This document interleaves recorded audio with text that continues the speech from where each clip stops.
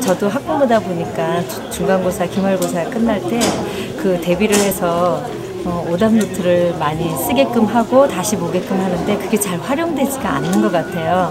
오답 노트가 참 좋다고 들었거든요. 근데 실제로 그냥 하다 보니까 아이가 하더라고요. 그래서 하다 보니까 중간에 이렇게 끝쳐져요. 그래서 왜 그런가 했더니 시간이 많이 걸린다고 안 하더라고요. 소리치지 않고 화내지 않고 우리 아이 공부시키기. 오늘의 주제는 시험을 보고 나서 오답 노트를 어떻게 정리해야 될까 좀 알려주시면 감사하겠어요.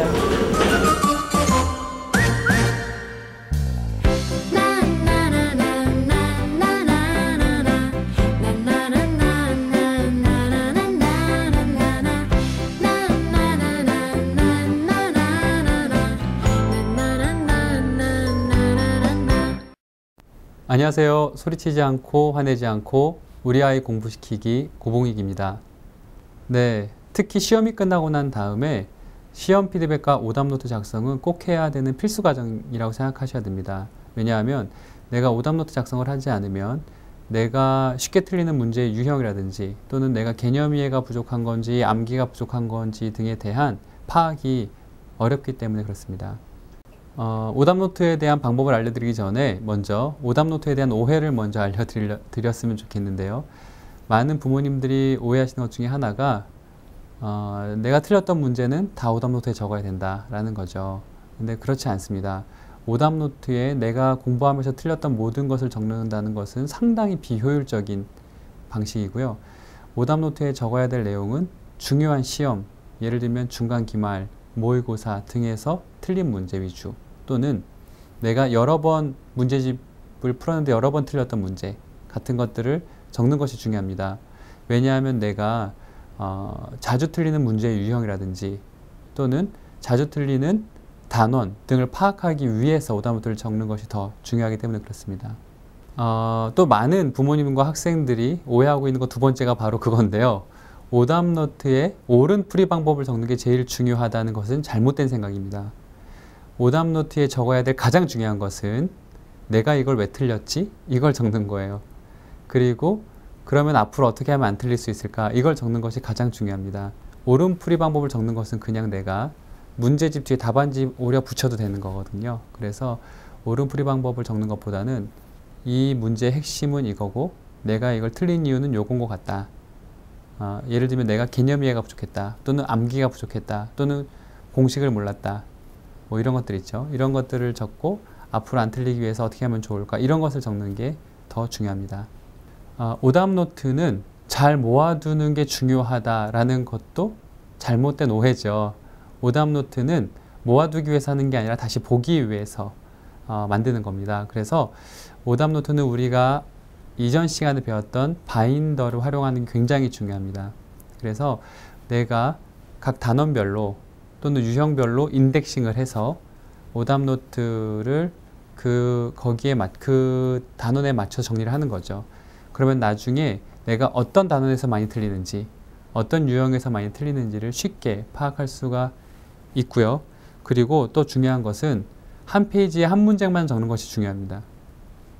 한 페이지에 한 문제만 적어야 내가 정리하기도 쉽고 나중에 쉽게 찾아보기도 쉽기 때문에 그렇습니다. 제가 본 학생 중에 2명의 학생이 생각이 나는데요. 한 명의 남학생은 틀린 문제가 너무 많은 거예요. 그것을 일일이 쓰려고 하니까 오답노트 쓰는 것 자체가 너무 힘든 겁니다. 그래서 그 학생 같은 경우는 아예 오답노트 만드는 것 자체를 포기한 학생이 한 명 있고요. 또 한 명의 학생은 여학생인데 이 여학생은 오답노트 만드는 것에 너무 정성을 들여요. 그래서 일일이 오답노트를 다 작성하고 나면 실제 공부할 시간이 별로 없는 거예요. 근데 우리가 오답노트 만드는 목적을 다시 한번 상기해 본다면 오답노트 만드는 목적은 내가 가장 많이 틀리는 것이 어떤 것인지 추적하는 데 있습니다. 그리고 내가 그것을 왜 틀렸는지 알아보는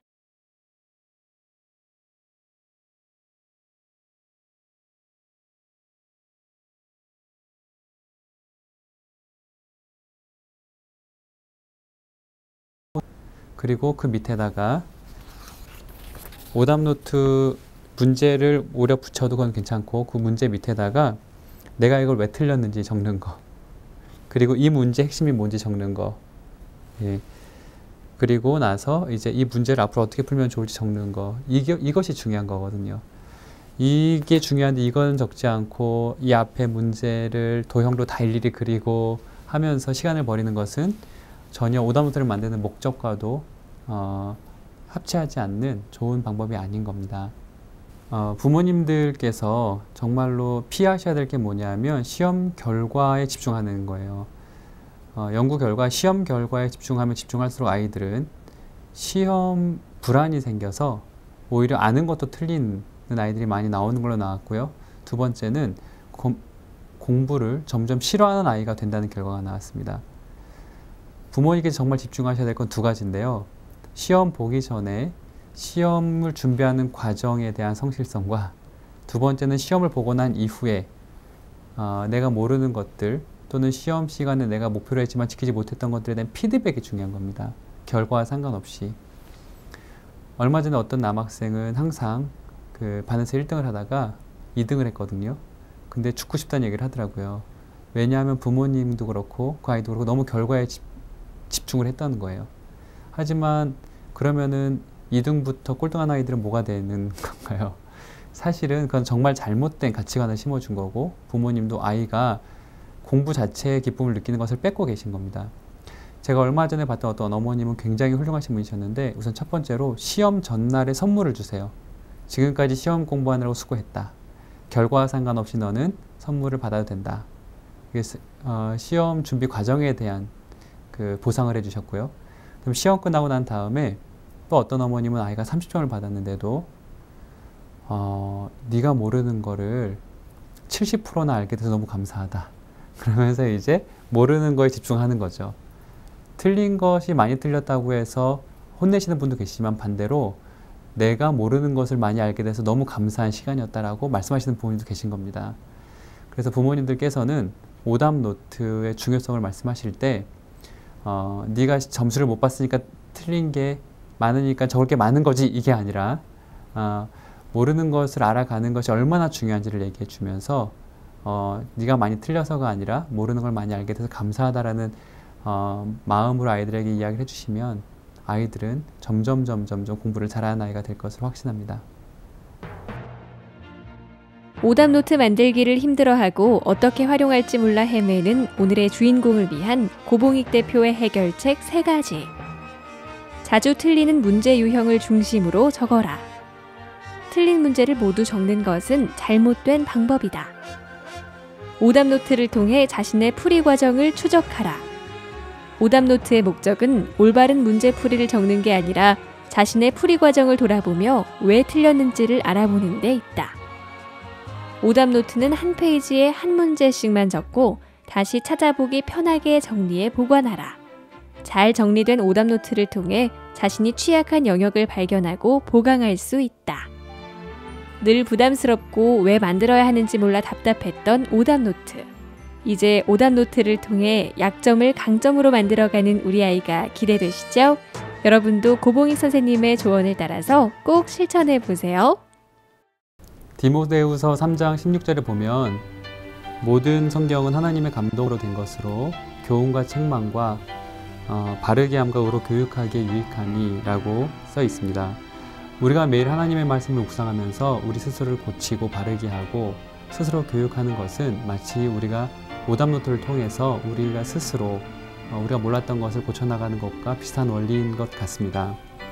오답노트의 바른 작성을 통해서 항상 누군가에게 받아 적고 그 다음에 단순히 가르침을 받고 외워서 공부하는 아이를 넘어서 깊이 내가 모르는 것들을 스스로 찾아서 발전시켜 나가는 아이를 키우는 것은 단순히 시험을 잘 보기 위한 오답노트를 넘어서 인생을 성공하는 아이를 키울 수 있는 좋은 방법이 될 수 있습니다. 지금까지 소리치지 않고 화내지 않고 우리 아이 공부시키기 고봉익이었습니다.